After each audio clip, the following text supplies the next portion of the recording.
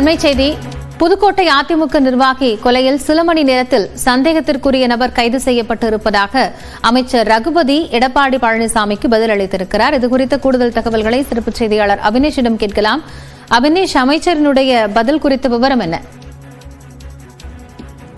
காயத்ரி, நேற்று புதுக்கோட்டை மாவட்டத்தைச் சேர்ந்த அதிமுக நிர்வாகியும் சமூக ஆர்வமான ஜபகர் அலி லாரி ஏற்றி கொலை செய்யப்பட்டிருக்கிறார். இந்த விவரத்துல லாரி டிரைவரை மட்டும் கைது செய்யப்பட்டிருப்பதாக வழக்கை திசை திருப்பதாக அதிமுக பொதுச் செயலர் எடப்பாடி பழனிசாமி குற்றம் சாட்டியிருந்தார்.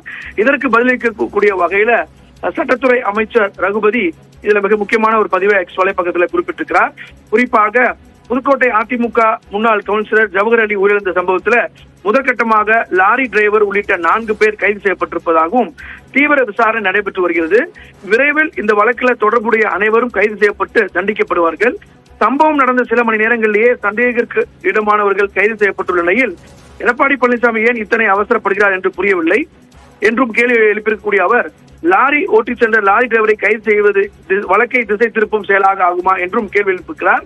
முதலமைச்சராக இருந்த எடப்பாடி பழனிசாமிக்கு இந்த அடிப்படை புரிதல் கூட இல்லாமல் இவ்வாறு அவதூறு பரப்பலாமா என்றும் கேள்வி எழுப்பியிருக்கக்கூடிய அவர், தூத்துக்குடி துப்பாக்கிச் சூடு சம்பவத்தையே டிவியில் பார்த்தான் தெரிந்து கொண்டேன் என்று சொன்னவர்கள் தான் என்று கடந்து போக வேண்டுமா என்றும் அவர் கேள்வி எழுப்பியிருக்கிறார். காலையில இது தொடர்பாக எக்ஸ் வலைப்பக்கத்தில் அதிமுக பொதுச்செயலர் எடப்பாடி பழனிசாமி குற்றச்சாட்டை முன்வைத்திருந்தார். அந்த அடிப்படையில இந்த வழக்கை பொறுத்தவரை இதுல முதற்கட்டமாக லாரி டிரைவர் உள்ளிட்ட 4 பேர் கைது செய்யப்பட்டு வழக்கின் விசாரணை தீவிரமாக நடைபெற்று வருவதாகவும் வழக்கின் விசாரணை அடிப்படையில் குற்றவாளிகள் அனைவரும் கைது செய்யப்பட்டு தண்டிக்கப்படுவார்கள் என்றும் சட்டத்துறை அமைச்சர் எஸ் ரகுபதி தன்னுடைய எக்ஸ் வலைப்பக்கத்தில் குறிப்பிட்டிருக்கிறார். காயத்ரி, நன்றி அபினேஷ்.